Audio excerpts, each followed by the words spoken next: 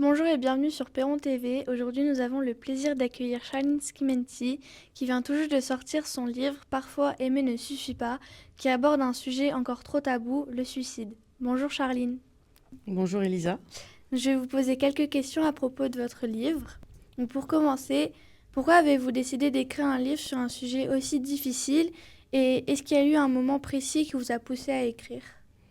Alors j'ai écrit sur un sujet aussi difficile puisque j'ai été touchée personnellement par ce sujet, puisque mon premier enfant, mon fils, s'est suicidé à l'âge de 22 ans. Et en fait, la première nouvelle a été le déclencheur de toutes les autres, puisque j'étais au téléphone avec ma fille qui est vétérinaire et qui a euthanasié son chat avec qui elle vivait depuis de nombreuses années, qui lui tenait compagnie durant ses études à l'étranger. Et nous étions ensemble au téléphone, donc ça a été un moment très très difficile et émotionnellement. Et j'ai eu besoin de le coucher sur le papier, ce que j'ai fait. Et puis une nouvelle en entraînant une autre, voilà, j'en ai écrit plusieurs. Pourquoi avez-vous choisi ce titre Parfois aimer ne suffit pas? Est-ce que vous avez hésité avec d'autres titres? Je n'ai quasiment pas hésité avec d'autres titres. Il est venu assez rapidement puisque c'était c'est la fin de ma dernière nouvelle, la dernière phrase de ma première nouvelle, pardon. Et ça me paraissait après comme une évidence de donner ce titre-là au recueil, puisque je trouve que c'est assez parlant. Est-ce que ça a été dur d'écrire certaines histoires? Est-ce que vous avez dû faire des pauses? Oui, évidemment, ça a été très dur d'écrire certaines histoires, notamment la première et la dernière, et puis d'autres qui concernent des personnes que j'ai connues. J'ai fait quelques pauses, oui, tout à fait. Est-ce que vous espérez que ce livre aide les gens et comment? Oui, on espère toujours qu'un livre aide les gens. Enfin, moi, je suis persuadée que la littérature peut aider des gens, donc déjà les aider en leur faisant connaître un peu le sujet qui est encore assez très très tabou.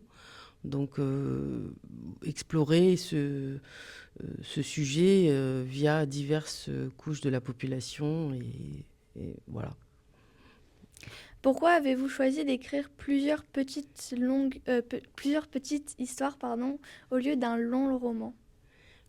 Parce que le sujet le nécessitait.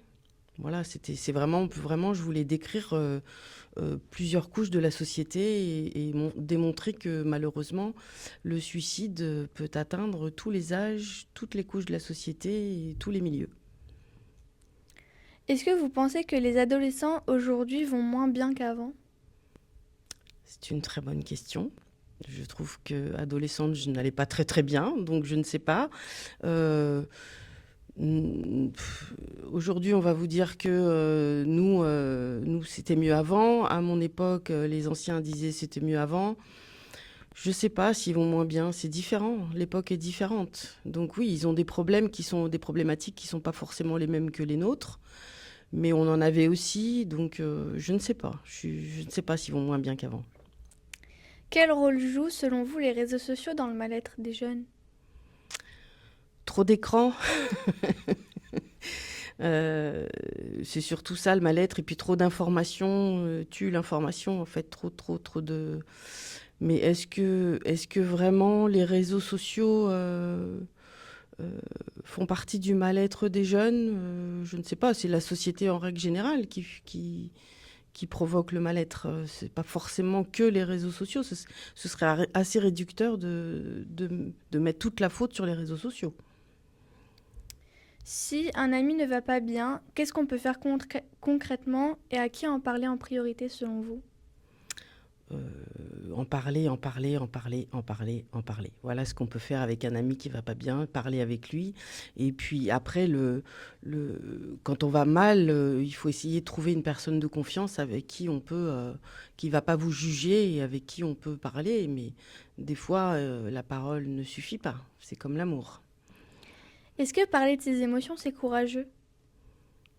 Oui, en quelque sorte, ça peut l'être. Oui, tout à fait. Oui, c'est difficile en tout cas parfois.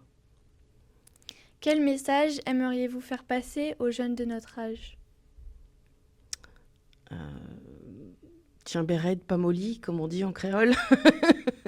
de garder l'espoir, je veux dire, garder l'espoir malgré tout. La vie, il y a tellement de belles choses, les oiseaux, les chats, enfin, les rapports humains, l'amitié, l'amour. Voilà, faut vraiment. Et puis quand on va mal, oui, trouver quelqu'un à qui parler. Quand avez-vous commencé à écrire? Dès que j'ai su écrire. Est-ce que vous avez toujours voulu devenir écrivaine? Jamais, même. Jamais, c'est vraiment un concours de circonstances en fait, hein. J'écris donc depuis toujours. Et puis en écrivant quelques nouvelles, je me suis un petit peu intéressée qu'avant à ce sujet qui était difficile pour moi. Et j'ai soumis mes nouvelles à une amie qui est libraire et qui m'a dit continue. Et qui m'a dit, au bout de quelques nouvelles, envoie à un éditeur quand tu auras terminé parce que ça vaut le coup. Donc voilà, c'est parti de là, mais moi j'ai jamais eu cette prétention et je n'avais jamais envoyé aucun texte à aucune maison d'édition avant. Est-ce que vous doutez parfois quand vous écrivez? Toujours. Et toujours, quand je me relis, je trouve ça nul. Et qu'est-ce que l'écriture vous apporte personnellement? Est-ce que ça vous aide à comprendre vos émotions? Alors, pas comprendre mes émotions parce que mes émotions, je les connais maintenant. J'ai un peu de bouteille. Mais ça m'aide à évacuer. C'est très égoïste l'écriture, hein. C'est très égoïste, c'est-à-dire qu'à la base, moi j'ai écrit pour moi me faire du bien en fait. Donc après, si ça apporte quelque chose au lecteur, c'est génial. Mais non, ça m'a pas aidé à comprendre, ça m'a aidé à les évacuer, à les coucher sur le papier pour les extérioriser. Et est-ce que vous écrivez tous les jours? Non, du tout. Et j'écris la nuit en plus, j'écris pas le jour. Quel moment vous rend le plus fier, finir le livre ou quand vous rencontrez les lecteurs? Alors, je suis fière ni de l'un ni de l'autre. Par contre, c'est extraordinaire de rencontrer les lecteurs et d'avoir leur retour par rapport à ce que j'ai écrit. Oui, fière d'écrire, non, moi j'écris. Donc, c'est pas de la fierté. Mais oui, rencontrer les lecteurs, c'est incroyable. Est-ce que vous travaillez déjà sur un autre projet et est-ce qu'il sera dans le même thème? Alors, je travaille sur un autre projet, oui. Enfin, j'écris depuis toujours. Donc, j'ai plein de projets dans mon ordinateur. J'en ai 2 qui sont terminés, quasiment, et qui ne sont pas du tout dans le même thème. Est-ce que la littérature peut consoler pour vous? La littérature peut consoler, la littérature peut faire rire, la littérature peut faire pleurer, la littérature peut faire s'évader. La littérature, c'est génial. Il faut lire. Et effectivement, il faut lâcher un petit peu les écrans. Et puis reprendre la lecture des vrais livres. Alors maintenant, il y a des tablettes où on peut lire aussi. Mais un livre papier, le tenir en main, tourner les pages, pouvoir revenir sur le chapitre d'avant, des fois tricher, regarder la fin avant d'avoir tout lu, c'est génial. Merci beaucoup d'avoir répondu à nos questions. Votre livre nous rappelle que parfois parler peut sauver et que nous avons tous un rôle à jouer. Merci d'avoir suivi cette interview et à très bientôt sur Perron TV. Merci à toi ou à vous.